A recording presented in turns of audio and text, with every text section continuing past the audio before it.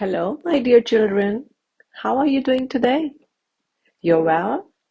Oh, that's wonderful. I'm so happy to be with you again. Are you ready for another story? You are? Okay, here we go. The title of our story for today is Sad Raju.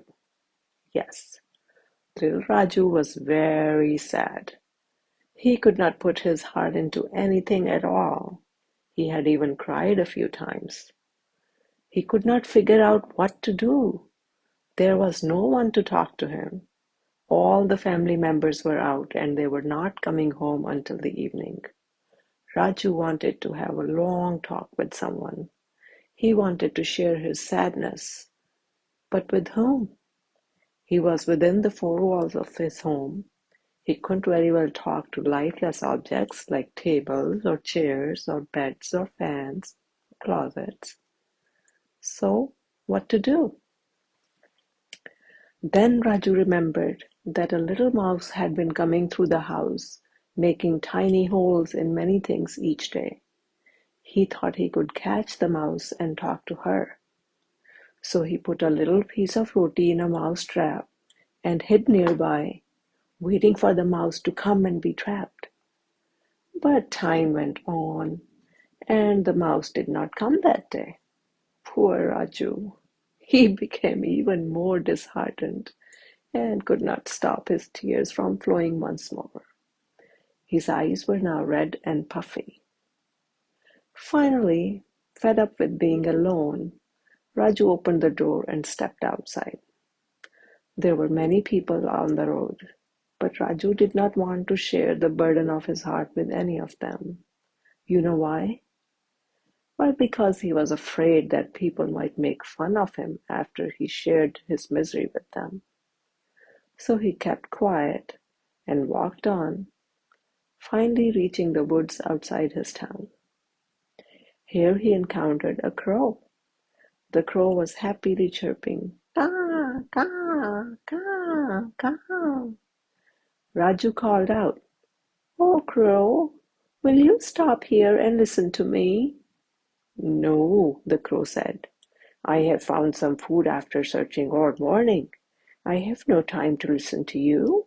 I am tired, and all I want to do is reach my nest and eat my food in peace." In the same way, sparrows, squirrels, ants, worms, pigeons, they all refused Raju's request to listen to him. They were all too busy with their own tasks. Raju was now in despair.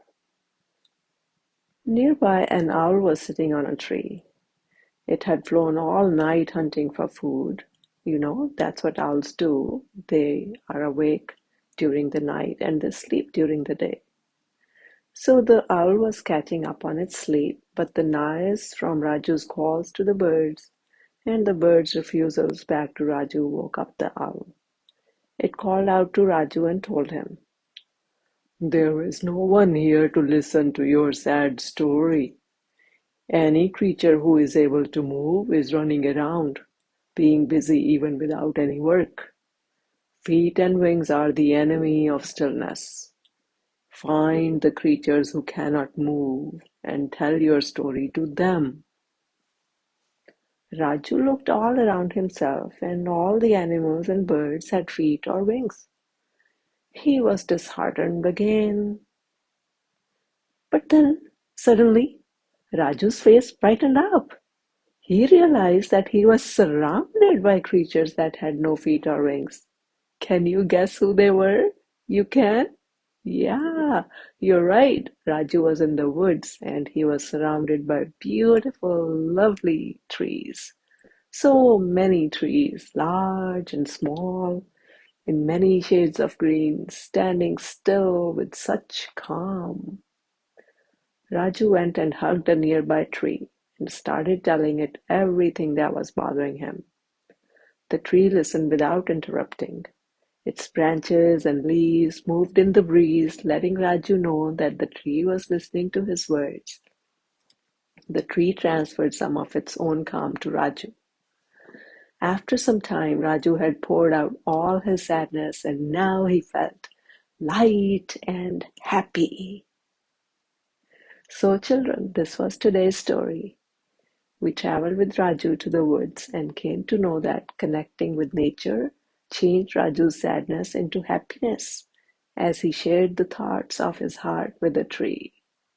Trees are our friends and they are precious. Do you have trees near you? Water them and help to take care of them. You'll do this, right? Wonderful. Okay, then. That's all for today, and we'll meet once again with a new story. Bye now.